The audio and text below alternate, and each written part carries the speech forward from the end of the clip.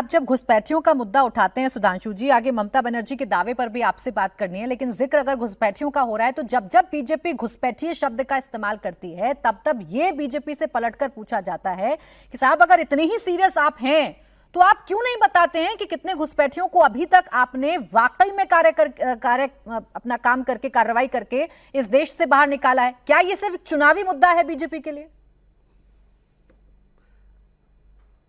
देखिए, ये प्रश्न करने वाले लोग या तो नादान है या शैतान है, इसको शब्दशः न लिया जाए। ये नादानी है या शैतानी है, साफ साफ कह रहा हूं। अरे भाई, जब आइडेंटिफाई होंगे तो कैसे होगा? एनआरसी होने नहीं देना है, सीए होने पे शाहीन बाग मचा देना है। तो जब आप आइडेंटिफाई नहीं करेंगे तो कैसे होगा? आप बता रहा हूं, एसआईआर होने पे जो नॉन ट्रेसेबल वोटर्स हैं, ये कौन है भाई? विपक्ष हल्ला मचाता है कि इतने लाख वोटर्स के नाम कट गए, इतने लाख के कट गए, उतने 100 भी नहीं आते हैं दावा करने के लिए। अब मन में यह संदेह उत्पन्न होता है कि इसका मतलब यह वही तो नहीं है संदिग्ध वोटर जिनके पास वास्तविक दस्तावेज नहीं है। और मैं कहना चाहता हूं, पूरे देश ने देखा है, सोशल मीडिया पर वो वीडियो अवेलेबल था, पहली बार भारत के इतिहास में कि बांग्लादेश जाने के लिए वोटर्स की लाइन लगी हुई थी, जाने वालों की, और वो ये कह रहे हैं कि हम बांग्लादेश के, और ये भी कह चुके हैं हम 3 बार वोट डाल चुके हैं भारत में।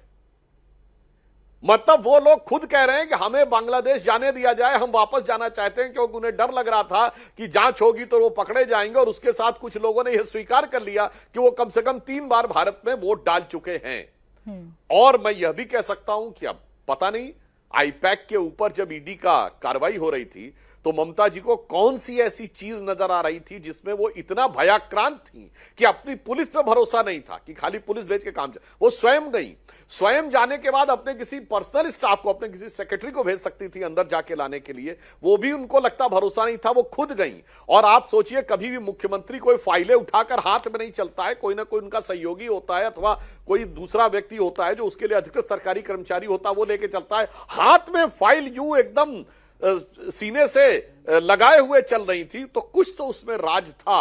अब हो सकता है ऐसे ही कुछ रहा होगा जिसमें, और यहां पर मैं गृह मंत्री अमित शाह जी ने जो एक बात कही, वो बहुत गंभीर बात कही थी कि जब घुसपैठिए आते हैं तो सबसे पहले किसको पता चलता है? सीमावर्ती गांव को, गांव की पंचायत को पता चलता है ना कि ये गांव में तो सबको पता होता ना ये बाहरी आदमी आ गया, किसी गांव ने रिपोर्ट किया, वहीं से राज्य सरकार की मिलीभगत शुरू हो जाती थी।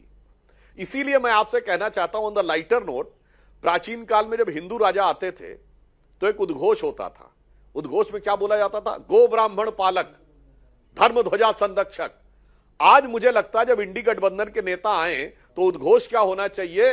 मुल्ला मौलवी प्रतिपालक, सनातन धर्म विध्वंसक, घुसपैठिया संरक्षक जलवा अफरोज होने जा रहे हैं।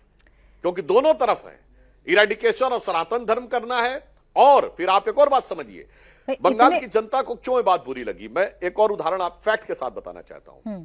देखिए, जो पश्चिम बंगाल का बजट आया इस साल का, उसमें 1100 करोड़ रुपए इंडस्ट्रियल डेवलपमेंट के लिए, 180 करोड़ रुपए साइंस एंड टेक्नोलॉजी के विकास के लिए, और मदरसे, मौलवी और मुअज्जिन यानी जो अजान लगाते हैं उनके लिए कितना? 5713 करोड़। 5713 करोड़। वह राज्य जिसमें 38% ऑफ द जीडीपी कर्जे में है, वो 5713 करोड़ रुपए मौलवी और मदरसों को दे रही है, और केवल 1100 करोड़ रुपए इंडस्ट्रियल डेवलपमेंट के लिए।